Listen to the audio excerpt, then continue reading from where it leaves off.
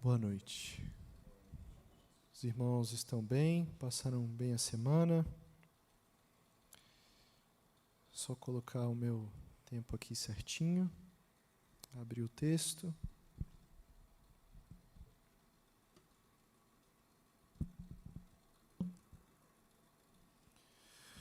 Gostaria que o povo de Deus abrisse a palavra de Deus, o primeiro livro das Escrituras, Gênesis, capítulo 1. Gênesis, capítulo 1. Eu vou ler na versão que a igreja já tem adotado, Almeida Revista e Atualizada. Mas antes da gente ler o texto, eu queria fazer uma breve recapitulação. Nós estamos estudando um livro chamado Você Acredita?, do Paul Tripp.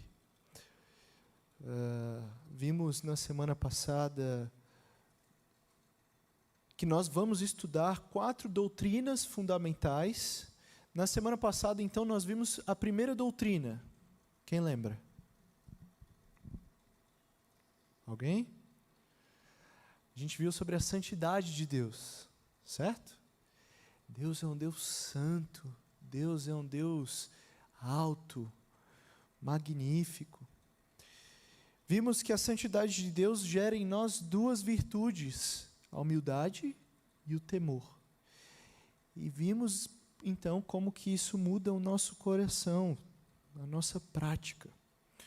Hoje, por sua vez, nós vamos estudar a criação de Deus. Vimos a santidade de Deus e hoje vamos ver a criação de Deus. E para isso eu gostaria de ler o texto de Gênesis, capítulo 1, versículo 1.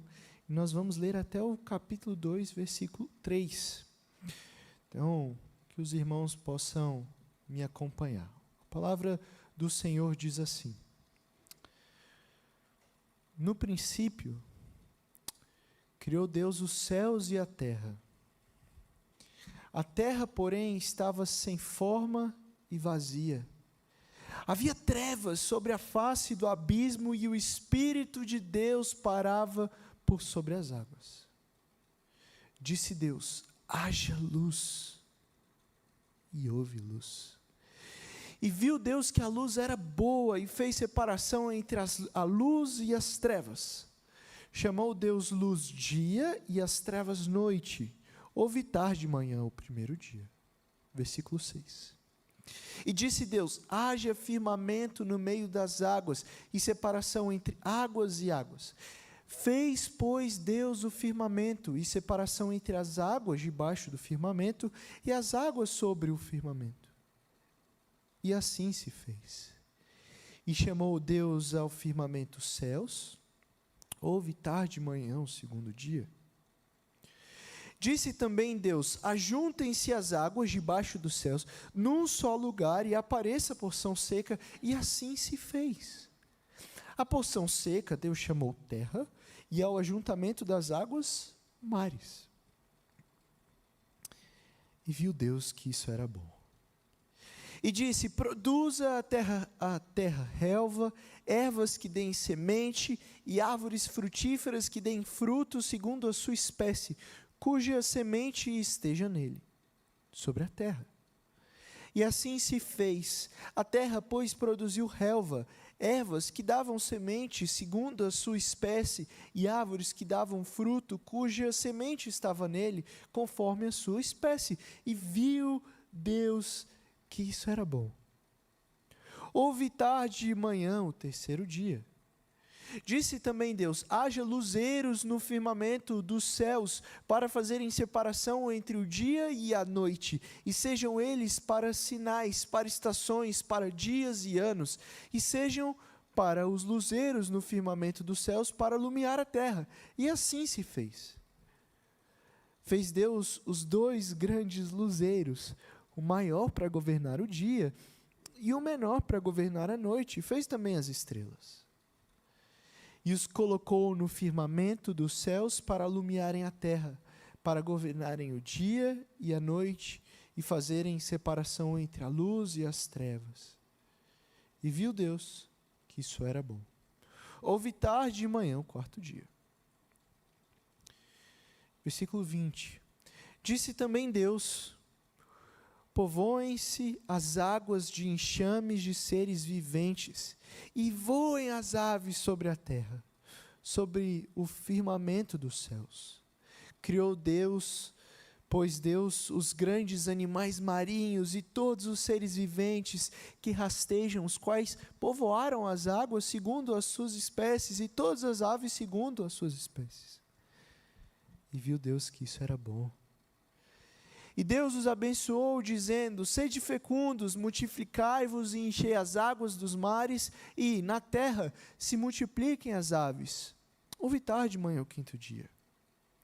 Disse também Deus: produza a terra seres viventes conforme as suas espécies, animais domésticos, répteis e animais selváticos, segundo a sua espécie. E assim se fez. E fez Deus os animais selváticos segundo a sua espécie, e os animais domésticos conforme a sua espécie, todos os répteis da terra conforme a sua espécie. E viu Deus que isso era bom. Versículo 26, o ápice da criação.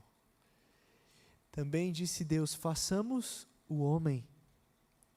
E aqui, homem e mulher, Adam, do hebraico, a nossa imagem, conforme a nossa semelhança, tenha ele domínio sobre os peixes do mar, sobre as aves do céu, sobre os animais domésticos, sobre toda a terra e sobre todos os répteis que rastejam pela terra.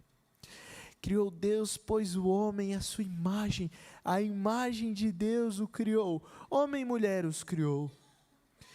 E Deus os abençoou e lhes disse: sede fecundos, multiplicai-vos e enchei a terra e sujeitai-a, dominai sobre os peixes do mar, sobre as aves do céu e sobre todo o animal que rasteja pela terra.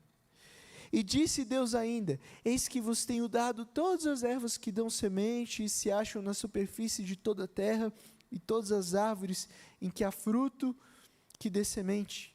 Isso vos será para mantimento.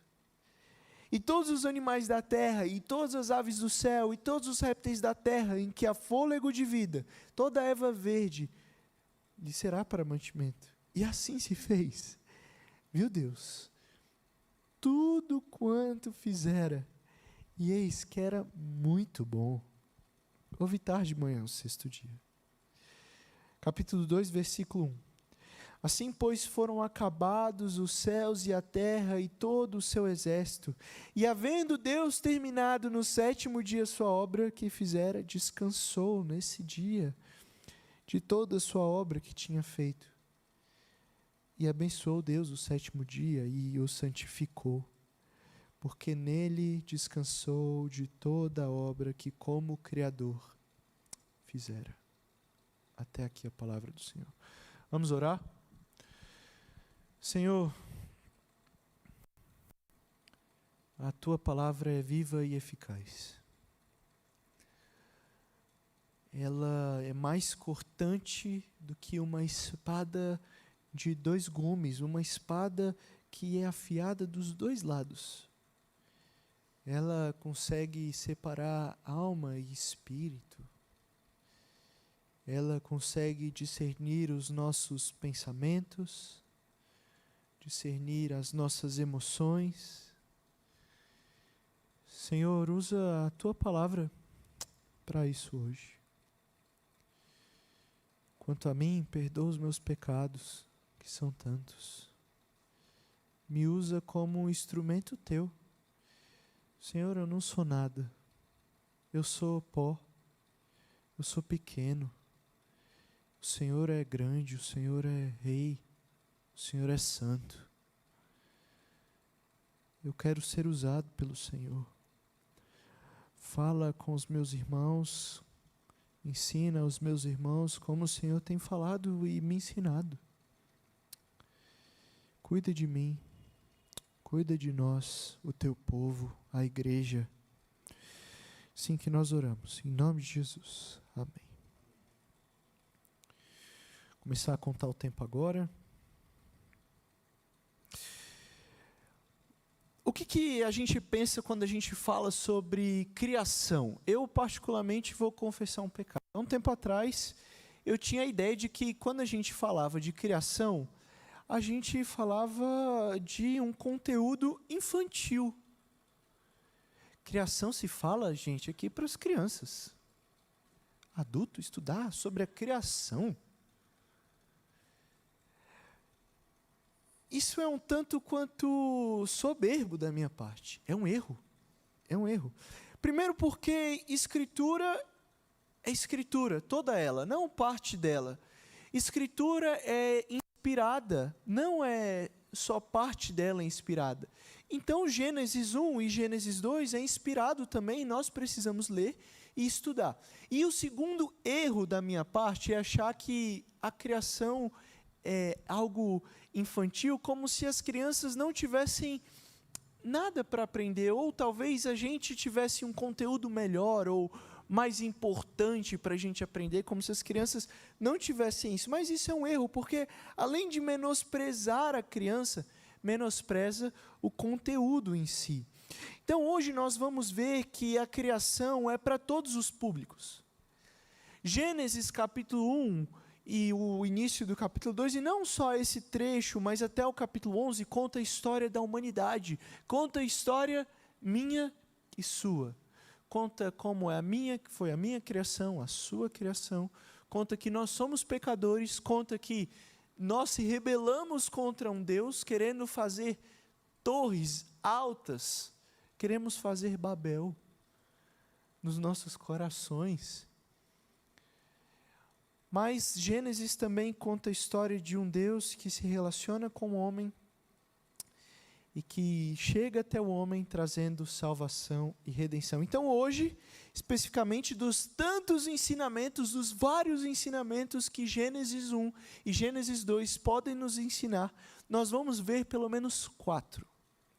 Nós vamos ver, em primeiro lugar, que a criação nos ensina que há um propósito.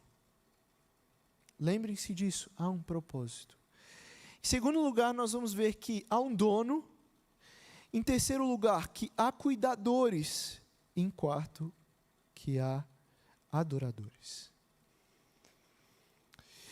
Em primeiro lugar, a criação nos ensina que há um propósito. E aqui eu queria pensar em um exemplo. Quando a gente abre uma empresa, quando eu crio uma empresa de distribuição de alho, a minha empresa, ela tem um propósito que é distribuir alho. A minha empresa de distribuição de alho, ela não vai vender celular. Ela tem um propósito. Ela tem uma finalidade. A minha empresa, que foi criada, ela tem uma finalidade de vender alho. E o raciocínio é muito similar quando a gente pensa na criação. Se foi criado, há um propósito. Pense ainda no professor. A Base Nacional Comum Curricular, o documento que gere educação no Brasil, um dos documentos, dizem ao professor, quando ele vai dar uma aula de determinado conteúdo, ele tem determinado propósito em ensinar esse conteúdo. Quando eu soube que eu ia estagiar aqui, e quando eu comecei a preparar os estudos, lá nas minhas férias, eu tinha um propósito, ao final dos nossos estudos. Semana passada nós vimos sobre a santidade de Deus e o nosso propósito era entender que Deus é santo e isso mudar o nosso coração, mudar a nossa vida. Então, quando você cria algo, seja uma empresa, seja uma aula, seja uma mensagem, você tem um propósito para tudo isso. E aqui, meus irmãos, a gente tem a primeira aplicação, porque se o mundo foi criado, se há um Criador, então há um propósito. E se há um propósito nas coisas que foram criadas, eu não preciso ter uma série de preocupações. Saber que há um Criador e que há propósito me livra de ansiedades, me livra de medos.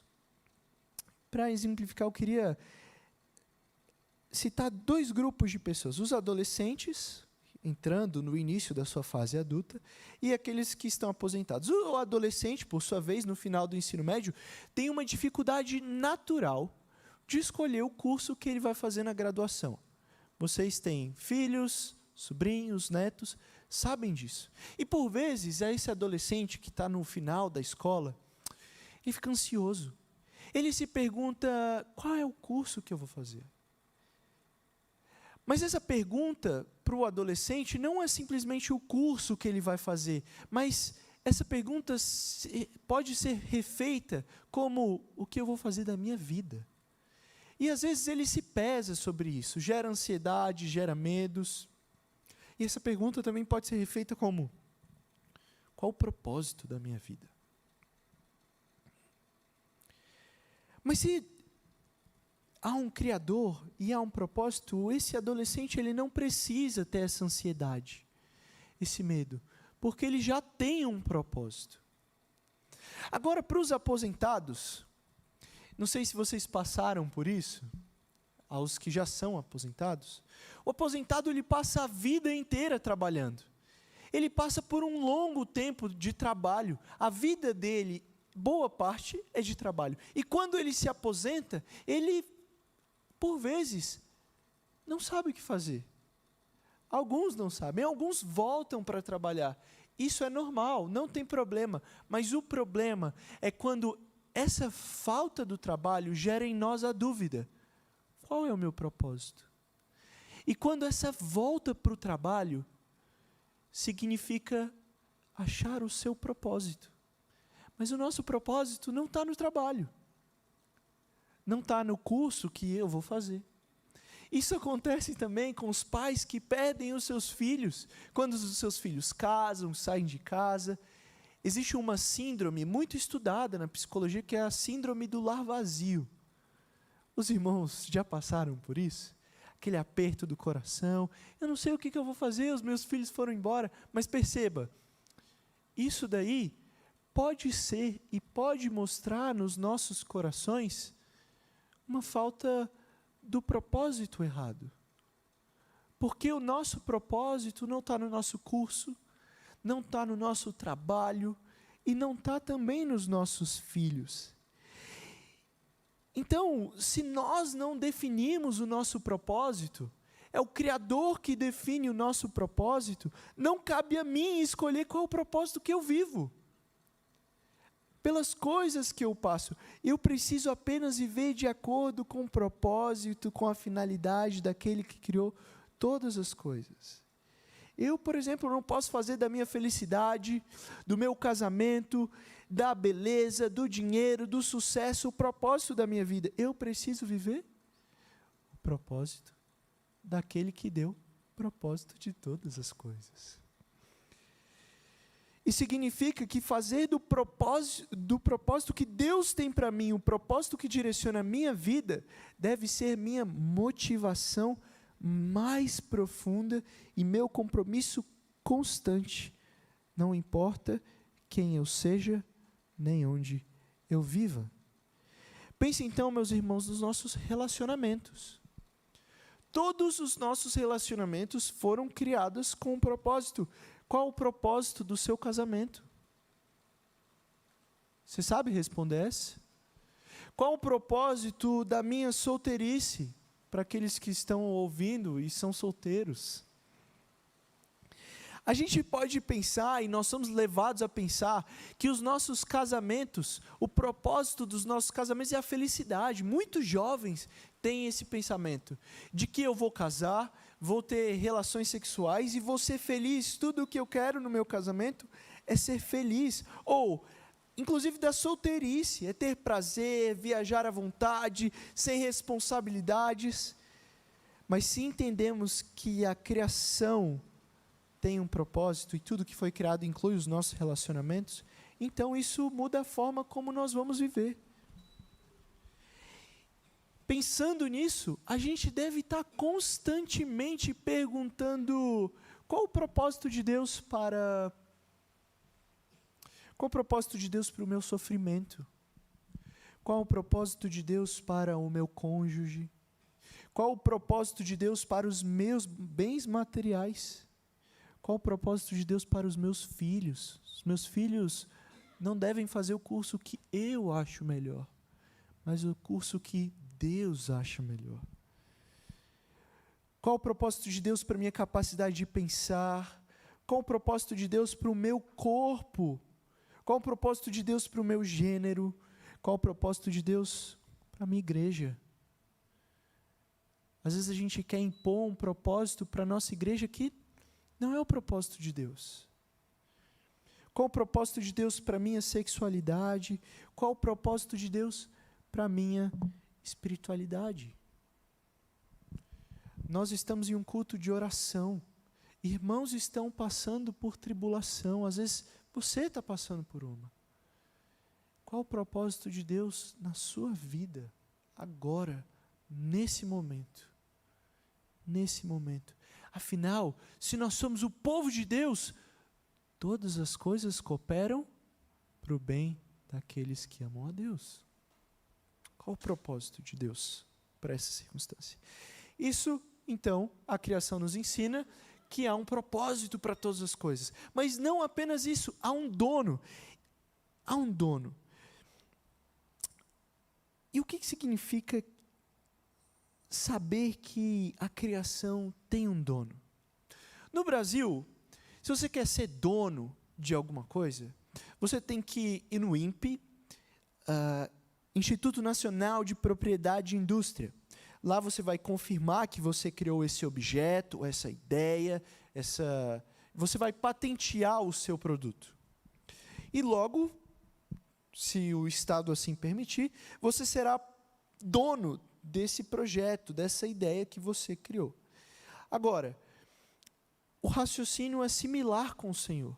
Se Ele criou, Ele é o dono. E Ele criou tudo, então Ele é dono de tudo, tudo é dele. Tudo é propriedade de Deus. Meus irmãos, as árvores do Ibirapuera, aos ipês de Brasília, são do Senhor. Os Alpes suíços e as serras do Rio de Janeiro. As praias do litoral paulista, do litoral do nosso Nordeste, até as praias do Japão. Tudo é dele. Tudo é dele. Os arranha-céus de São Paulo e de Nova York e os pequenos prédios do interior. É do Senhor.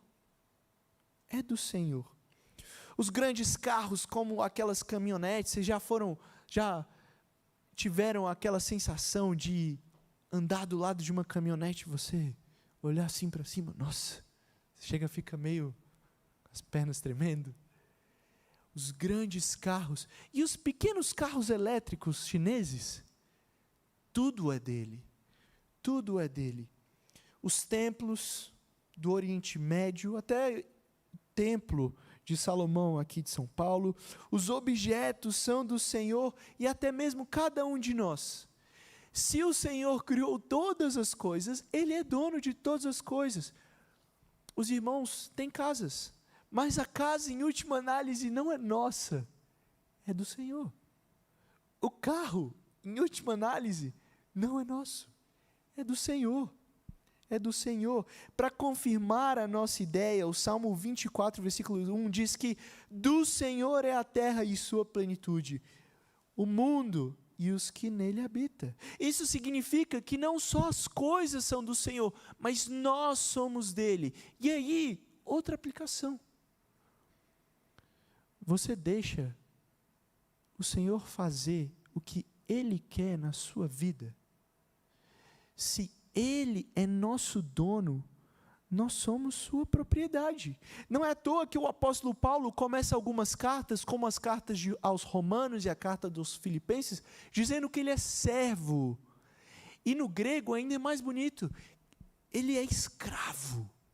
Escravo, ele não tem vontade. A vontade de Paulo é a vontade de Deus. Paulo entende que ele é propriedade do Senhor.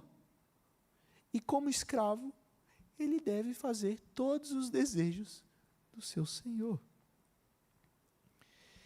Paul Tripp, o homem, o pastor que está nos guiando nos nossos estudos, diz o seguinte: a minha racionalidade, a minha espiritualidade, a minha personalidade, a minha emotividade, os meus aspectos físicos e psicológicos, os meus dons e a minha vontade, nada disso me pertence. Tudo que sou, isto é, tudo aquilo que coopera para fazer de mim quem sou, pertence ao Senhor.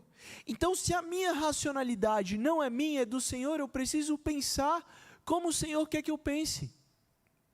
Isso envolve também a política.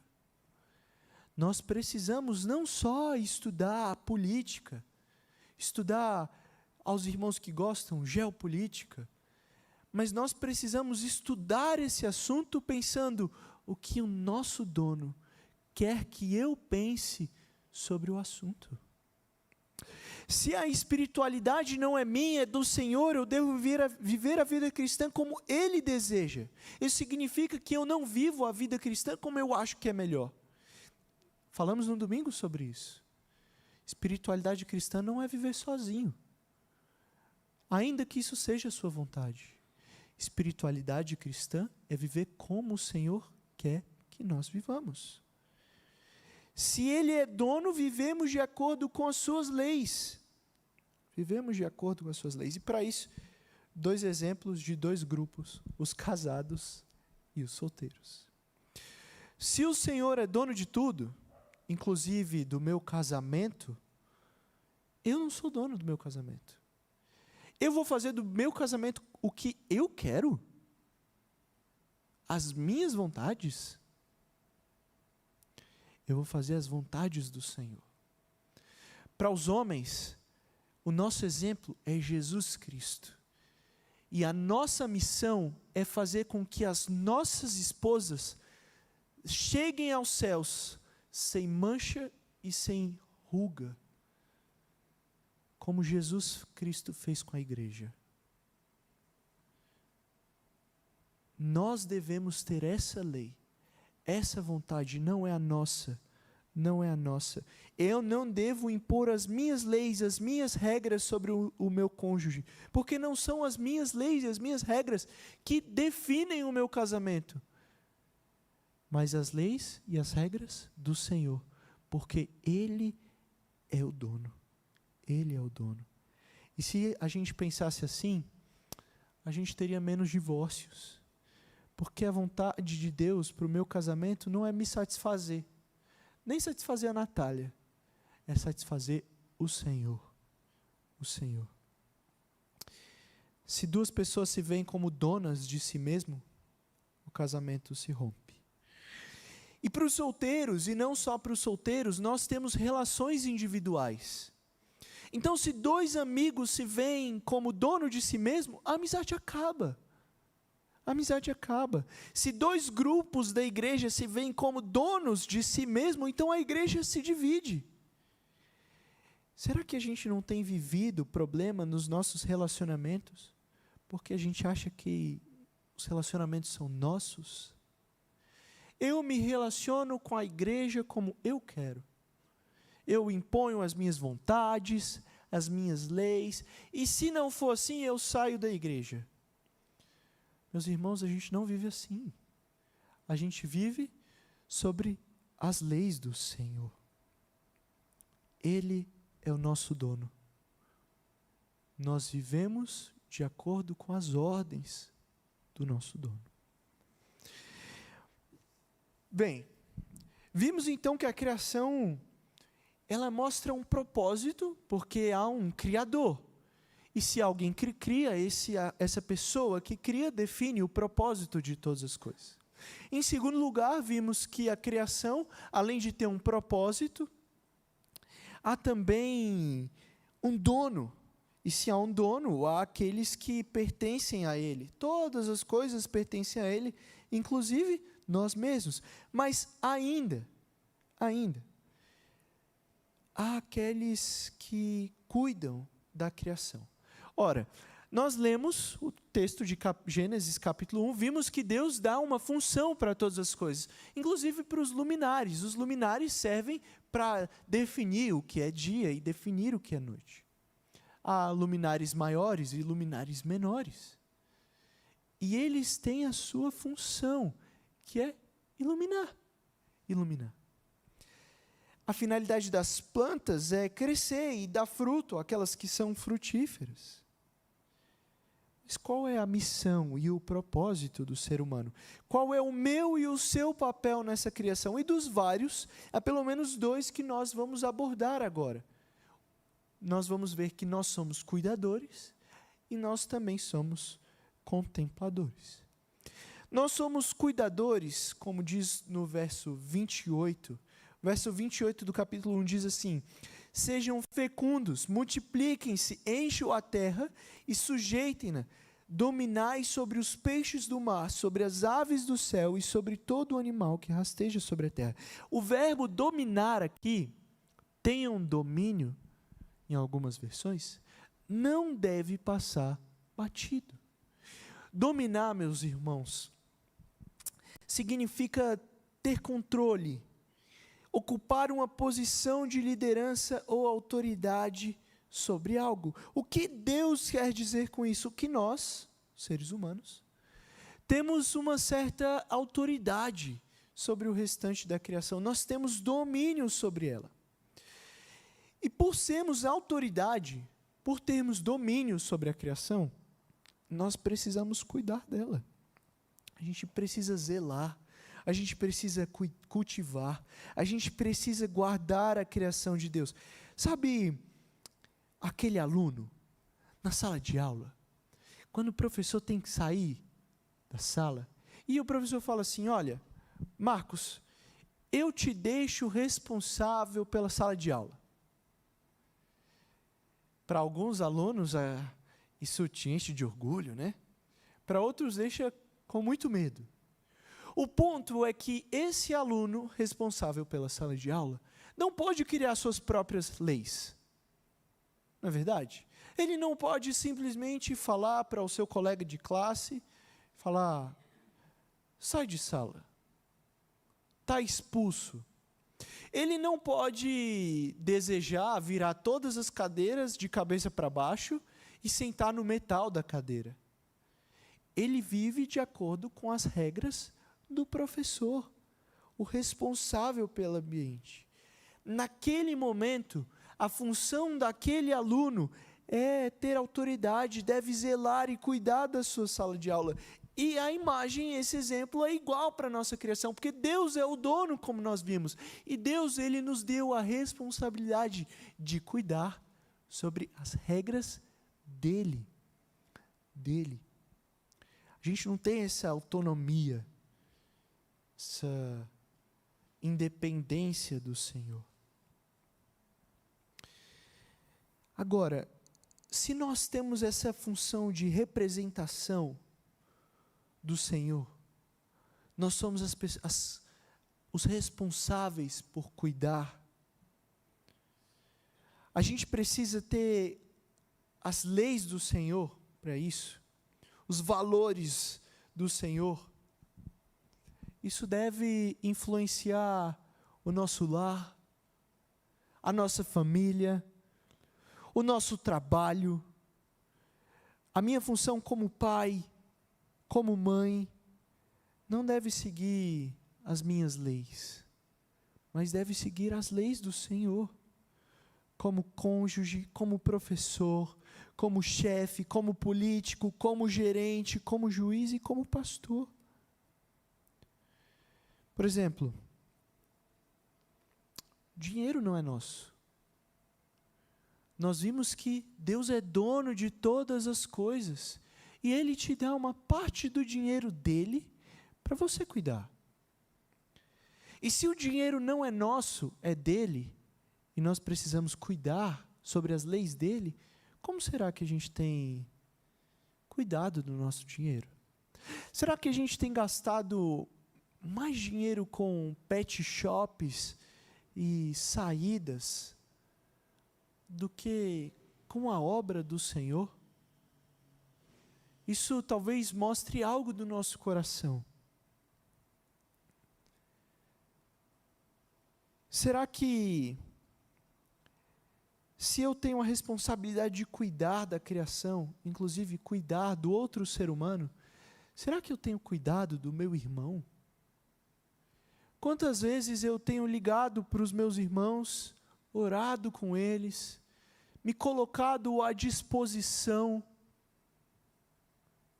Eu tenho cuidado dos meus irmãos? Ou ainda,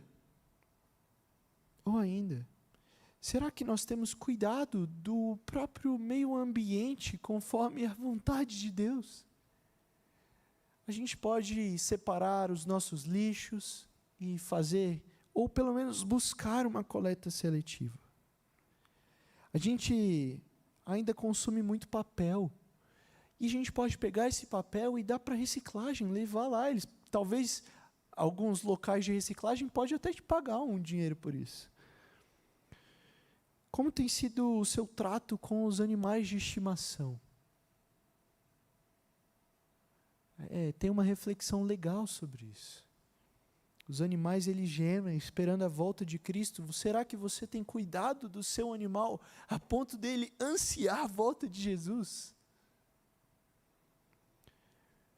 Como você tem cuidado da criação em relação ao seu consumo de energia e água? É algo exemplar? É algo exemplar? E por fim, meus irmãos, se um dos nossos propósitos é cuidar da criação, um outro propósito é contemplar o Deus Criador. E não simplesmente contemplar, mas adorar. E aqui, quando eu digo contemplar, eu estou na minha cabeça duas imagens. Toda vez que eu venho para São Paulo, eu faço questão de visitar museus. Eu particularmente gosto muito. E no MASP, para mim, é uma experiência fantástica. Então, quem quiser, vamos juntos. E a gente olha aquelas obras, eu analiso, falo, olha como essa obra mostra o Senhor, mostra como coloca Deus no centro e não outras pessoas. Olha como o jogo de luz e sombra, as linhas, mostram o Senhor. É muito legal, eu contemplo, eu fico horas ali no MASP, se eu pudesse. Mas não só no MASP, não só vendo obras. Os que têm filhos ou que já passaram pela experiência de cuidar de alguém, vai se identificar. Eu olho para o Timóteo, meu filho, e no processo de dormir, ele fica muito chato. Porque ele chora, e os irmãos já sabem. Aquela dor de cabeça. Mas quando ele dorme, eu faço questão de ficar contemplando o Timóteo um pouquinho. E aí ele dorme de uma posição que eu acho muito engraçada. Ele abre os braços, abre as perninhas e relaxa. E eu contemplo aquele bebezinho, tão pequenininho. A gente está contemplando as obras do Senhor. A questão é que quando a gente contempla algo, a gente vai querer se perguntar, quem é que fez isso? Quem é que fez isso? Quando a gente vai no Ibirapuera e olha a paisagem, a gente tem que ter o movimento de se perguntar quem fez isso. Ao viajar de avião, olhar o céu e falar, quem fez isso? Eu preciso agradecer. Eu preciso ser grato àquele que fez todas as coisas. A criação, meus irmãos, nos leva a adorar esse Deus que fez todas as coisas. E ser grato a esse Deus que fez todas as coisas. Diante da grandiosidade, da beleza sem par, da vida magnífica, só nos resta contemplar e agradecer ao Senhor. Agradecer ao Senhor. Não é à toa que o texto bíblico diz que Deus olhava tudo o que fazia. E era bom. E era bom. Deus se alegrava do seu trabalho. Deus se alegrava. Bem, ao longo da mensagem eu fui dando uma série de aplicações de como isso muda a nossa vida prática. O nosso casamento, os nossos relacionamentos dentro e fora da igreja, as nossas convivências, os nossos problemas, e se perguntar qual o propósito de Deus para a minha vida. Mas, pensando um pouco para a nossa vida de oração, afinal nós estamos em um momento de oração. Se há um propósito, eu oro ao Senhor para saber e viver de acordo com o seu propósito. Senhor, eu sou de Brasília, de uma capital. O Senhor quer me levar mesmo para o interior do Goiás? Eu posso dar aula de matemática, eu já estou fazendo isso, eu tenho uma igreja aqui. Qual o propósito que o Senhor tem para a minha vida, me levando para o interior de Goiás, para um seminário integral? E Ele me respondeu: Pedro, o meu propósito na sua vida é que você seja um pouquinho mais parecido comigo, com as dificuldades que você vai passar lá, com as alegrias que você vai passar lá. E ainda, eu quero fazer de você um pastor. Senhor, mas qual é o propósito que o Senhor tem para mim, para vir para São Paulo? Eu não sou capaz de estar aqui, Senhor.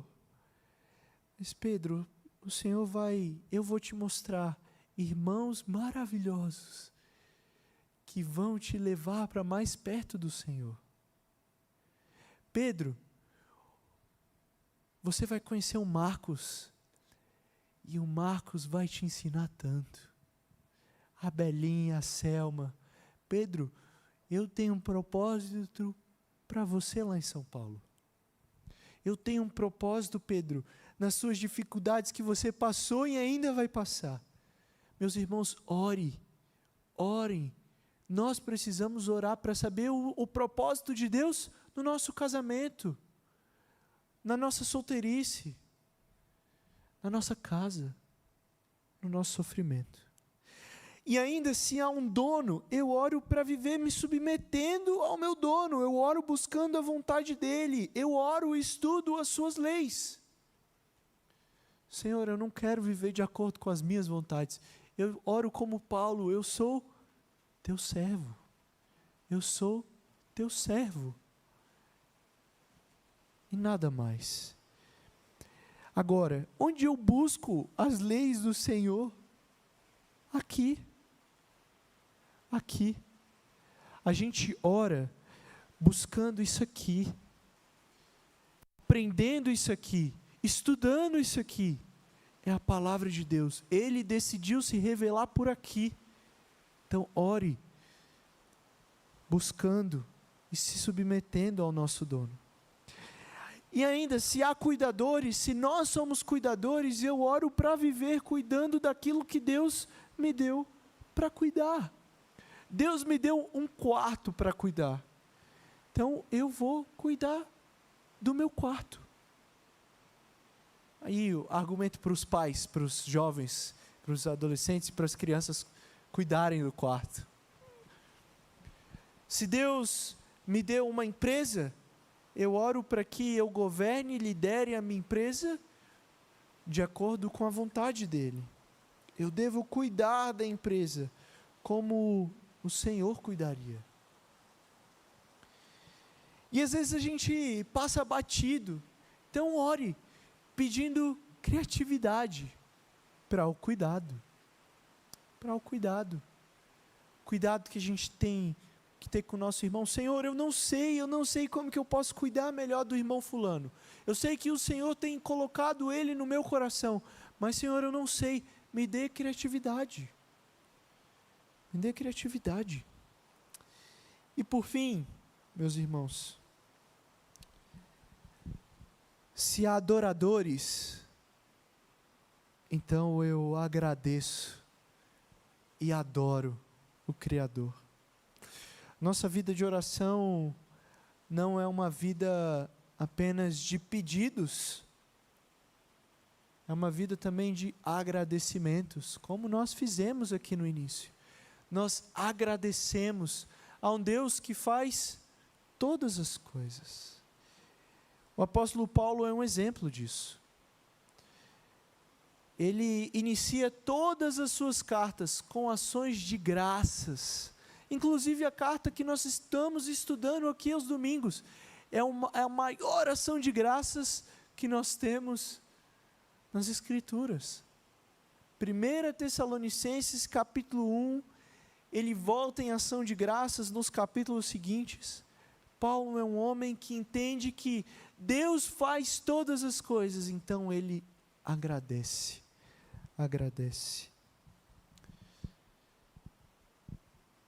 Que a gente possa se lembrar dessas verdades. Há um propósito, há um dono. Consequentemente, nós somos cuidadores e adoradores do Senhor. Vamos orar? Senhor, eu te agradeço e te louvo por esse momento. Eu gosto tanto de ler a tua palavra e ensiná-la, mas o tanto que eu gosto, eu temo que o Senhor coloque isso nos nossos corações, nos ajude a viver de acordo com a tua vontade. Qual o propósito que o Senhor tem para a nossa igreja, para esse ano, para o nosso trabalho? Como que a gente pode viver as suas leis dentro de casa, eu como marido, eu como pai? Me ajude a ser mais grato ao Senhor e me dê criatividade no cuidado da tua criação. É assim que eu oro e agradeço em nome de Jesus. Amém.